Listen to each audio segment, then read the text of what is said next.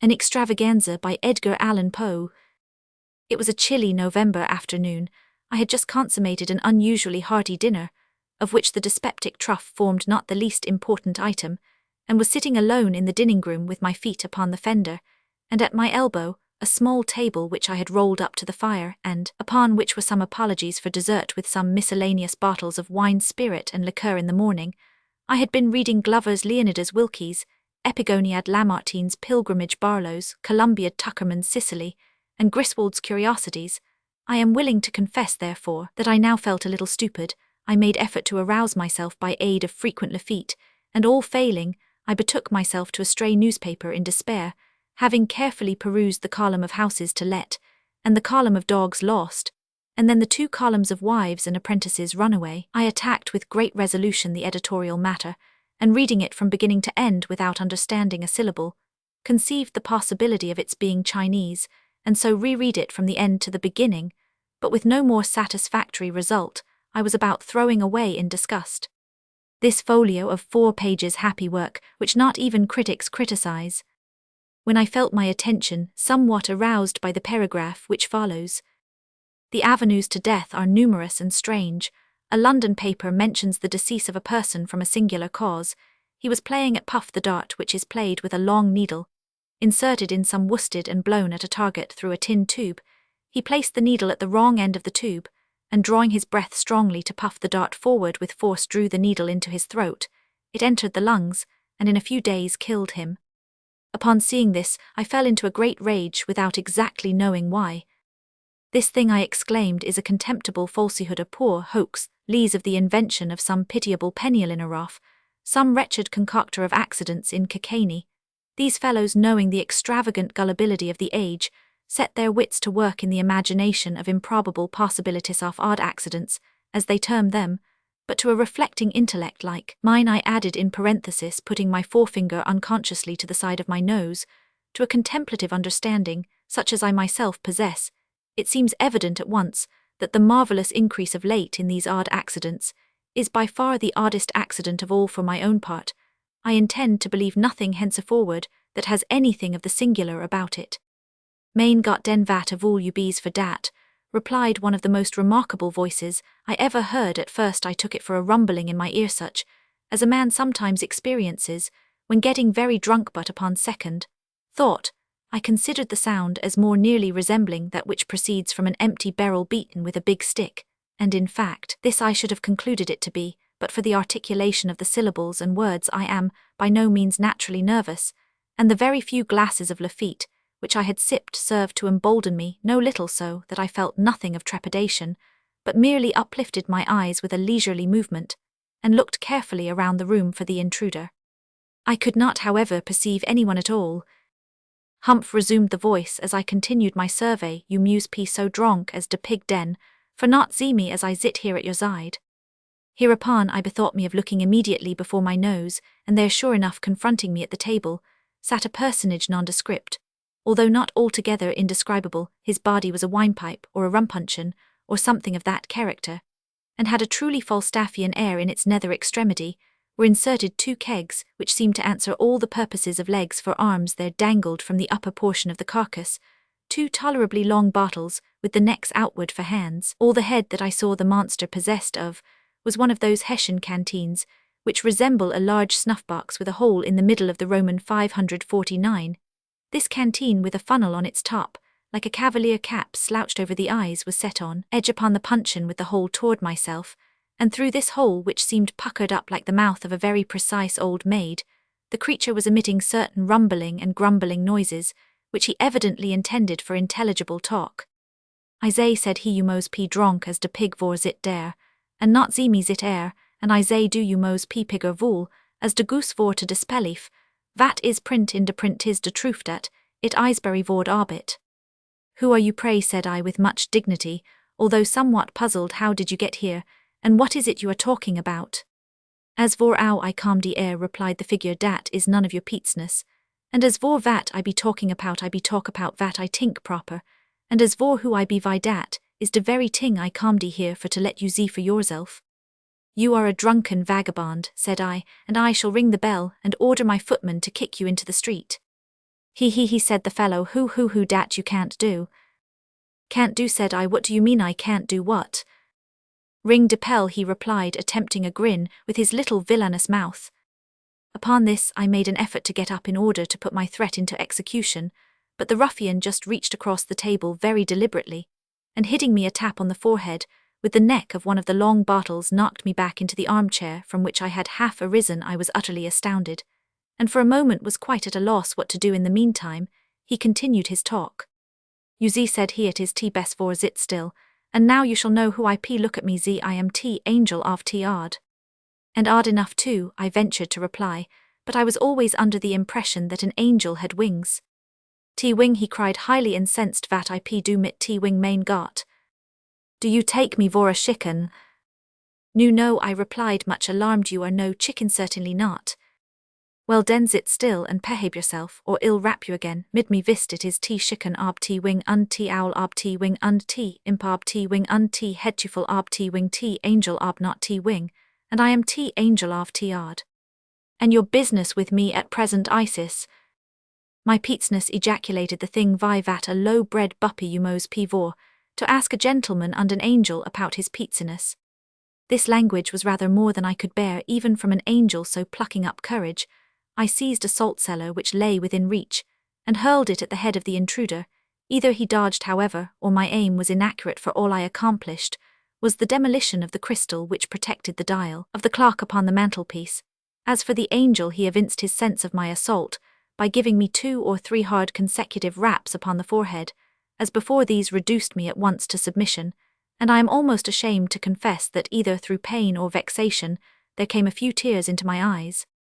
Main got, said the angel of the odd, apparently much softened at my distress. Main got t man, is Edgar very dronk or very sorry? You mos not trink it so strong, you mos put tea water in tea wine here, trink, dis like a goot veller und don't gry no don't. Hereupon the angel of the odd replenished my goblet, which was about 1/3 full of port, with a colourless fluid that he poured from one of his hand bottles. I observed that these bottles had labels about their necks, and that these labels were inscribed Kirchenwasser.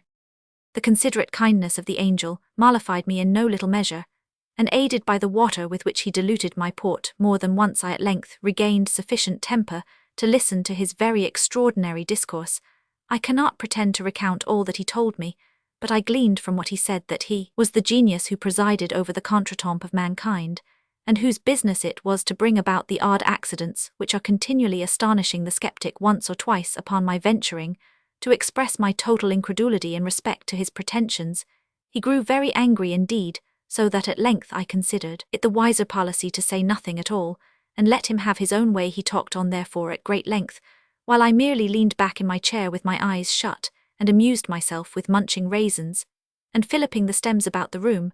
But by and by the angel suddenly construed this behaviour of mine into contempt. He arose in a terrible passion, slouched his funnel down over his eyes, swore a vast oath, uttered a threat of some character, which I did not precisely comprehend, and finally made me a low bow, and departed, wishing me, in the language of the Archbishop in Gil Blas beaucoup de bonheur, et un peu plus de bon sens. His departure afforded me relief. The very few glasses of Lafitte that I had sipped had the effect of rendering me drowsy, and I felt inclined to take a nap of some 15 or 20 minutes, as is my custom after dinner at 6. I had an appointment of consequence, which it was quite indispensable that I should keep. The policy of insurance for my dwelling house had expired the day before, and some dispute having arisen, it was agreed that at 6 I should meet the board of directors of the company and settle the terms of a renewal. Glancing upward at the clock on the mantelpiece, for I felt too drowsy to take out my watch, I had the pleasure to find that I had still 25 minutes to spare. It was 5:30. I could easily walk to the insurance office in 5 minutes, and my usual siestas had never been known to exceed 25. I felt sufficiently safe therefore, and composed myself to my slumbers forthwith. Having completed them to my satisfaction, I again looked toward the timepiece, and was half inclined to believe in the possibility of odd accidents, when I found that instead of my ordinary 15 or 20 minutes, I had been dozing only 3, for it still wanted 7:20 of the appointed hour. I betook myself again to my nap, and at length a second time awoke, when to my utter amazement it still wanted 27 minutes of 6. I jumped up to examine the clock, and found that it had ceased running. My watch informed me that it was 7:30, and of course, having slept 2 hours, I was too late for my appointment. It will make no difference, I said. I can call at the office in the morning, and apologize in the meantime. What can be the matter with the clock? Upon examining it, I discovered that one of the raisin stems which I had been filliping about the room during the discourse of the Angel of the Odd had flown through the fractured crystal, and lodging singularly enough in the keyhole, with an end projecting outward, had thus arrested the revolution of the minute hand. Ah, said I see how it is. This thing speaks for itself, a natural accident, such as will happen now and then. I gave the matter no further consideration, and at my usual hour retired to bed here, having placed a candle upon a reading stand at the bed head, and having made an attempt to peruse some pages of the Omnipresence of the Deity, I unfortunately fell asleep, in less than 20 seconds, leaving the light burning as it was. My dreams were terrifically disturbed by visions of the Angel of the Odd. Methought he stood at the foot of the couch, drew aside the curtains, and in the hollow, detestable tones of a rum puncheon menaced me with the bitterest vengeance for the contempt with which I had treated him.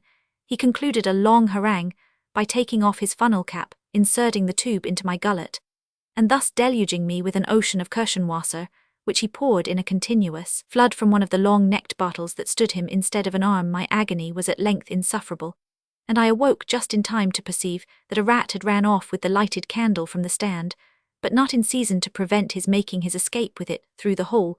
Very soon a strong suffocating odour assailed my nostrils. The house, I clearly perceived, was on fire. Few minutes the blaze broke forth with violence, and in an incredibly brief period, the entire building was wrapped in flames. All egress from my chamber, except through a window, was cut off. The crowd, however, quickly procured and raised a long ladder. By means of this I was descending rapidly, and in apparent safety, when a huge hog, about whose rotund stomach, and indeed about whose whole and physiognomy, there was something which reminded me of the Angel of the Odd, when this hog, I say, which hitherto had been quietly slumbering in the mud, took it suddenly into his head that his left shoulder needed scratching, and could find no more convenient rubbing post than that afforded by the foot of the ladder. In an instant I was precipitated, and had the misfortune to fracture my arm. This accident, with the loss of my insurance, and with the more serious loss of my hair, the whole of which had been singed off by the fire, predisposed me to serious impressions, so that finally I made up my mind to take a wife.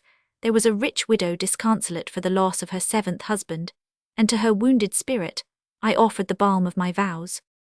She yielded a reluctant consent to my prayers. I knelt at her feet in gratitude and adoration. She blushed and bowed her luxuriant tresses into close contact with those supplied me temporarily by Grandian.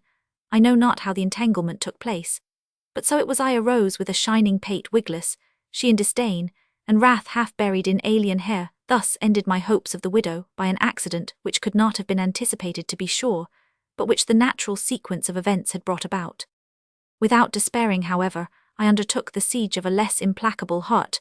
The fates were again propitious for a brief period, but again a trivial incident interfered. Meeting my betrothed in an avenue thronged with the elite of the city, I was hastening to greet her with one of my best considered bows, when a small particle of some foreign matter, lodging in the corner of my eye, rendered me for the moment completely blind. Before I could recover my sight, the lady of my love had disappeared, irreparably affronted at what she chose to consider my premeditated rudeness in passing her by ungreeted, while I stood bewildered at the suddenness of this accident, which might have happened nevertheless to anyone under the sun. And while I still continued incapable of sight, I was accosted by the Angel of the Odd, who proffered me his aid with a civility which I had no reason to expect. He examined my disordered eye with much gentleness and skill, informed me that I had a drop in it, and whatever a drop was took it out, and afforded me relief.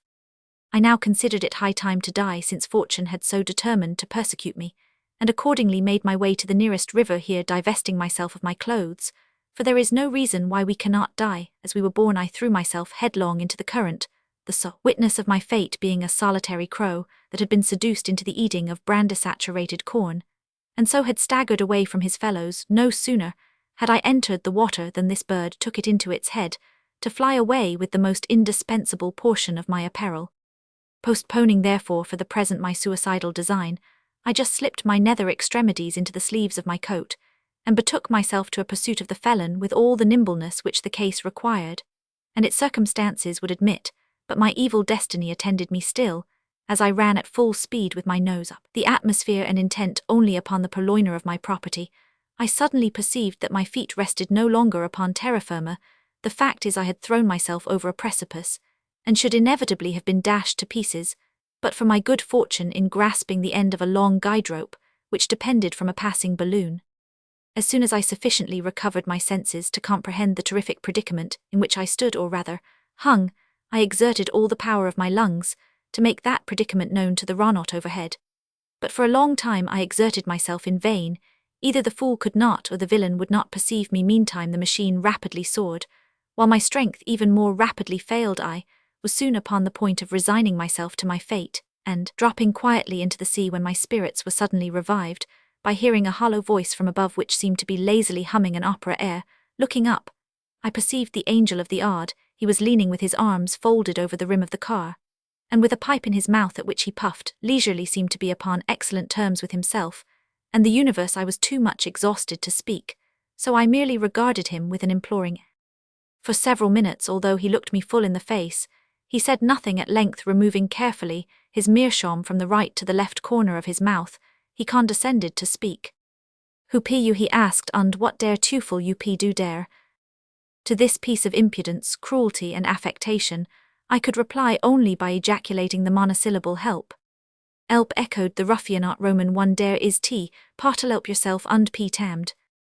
With these words he let fall a heavy bottle of Kirschenwasser, which, dropping precisely upon the crown of my head, caused me to imagine that my brains were entirely knocked out. Impressed with this idea, I was about to relinquish my hold and give up the ghost with a good grace, when I was arrested by the cry of the angel, who bade me hold on.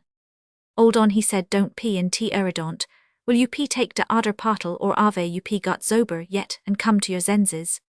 I made haste hereupon to nod my head twice in the negative, meaning thereby that I would prefer not taking the other bottle at present, and once in the affirmative, intending thus to imply that I was sober and had positively come to my senses by these means, I somewhat softened the angel. "Und you pelif 10, he inquired at t last you pelif 10 in t possibility of t odd." I again nodded my head in assent. "Und you ave pelif in me t angel of t odd." I nodded again. "Und you acknowledge tat you pt blind dronk and t vool." I nodded once more. "Put your right hand into your left hand preacher's pocket 10, in token of your vul submission unto t angel of t odd." This thing, for very obvious reasons, I found it quite impossible to do. In the first place, my left arm had been broken in my fall from the ladder, and therefore, had I let go my hold with the right hand, I must have let go altogether. In the second place, I could have no breeches until I came across the crow. I was therefore obliged, much to my regret, to shake my head in the negative, intending thus to give the angel to understand that I found it inconvenient just at that moment to comply with his very reasonable demand. No sooner, however, had I ceased shaking my head than "Go to der Teufel 10, roared the angel of the odd. In pronouncing these words, he drew a sharp knife across the guide rope by which I was suspended, and as we then happened to be precisely over my own house, which during my peregrinations had been handsomely rebuilt, it so occurred that I tumbled headlong down the ample chimney and alit upon the dining-room hearth. Upon coming to my senses, for the fall had very thoroughly stunned me, I found it about 4 o'clock in the morning. I lay outstretched, where I had fallen from the balloon, my head grovelled in the ashes of an extinguished fire, while my feet reposed upon the wreck of a small table overthrown, and amid the fragments of a miscellaneous dessert, intermingled with a newspaper, some broken glass and shattered bottles, and an empty jug of the Schiedam Kirschenwasser, thus revenged himself the angel of the odd. Mabot states that Griswold obviously had a revised form for use in the 1856 volume of Poe's works. Mabot does not substantiate this claim, but it is surely not unreasonable an editor, and even typographical errors, may have produced nearly all of the very minor changes made in this version. Indeed, 2 very necessary words were clearly dropped by accident. An editor might have corrected Wycliffe's epigoniad to Wilkie's epigoniad, but is unlikely to have added Tuckerman's Sicily to the list of books read by the narrator. Griswold was not above forgery in Poe's letters when it suited his purpose, but would have too little to gain by such an effort in this instance.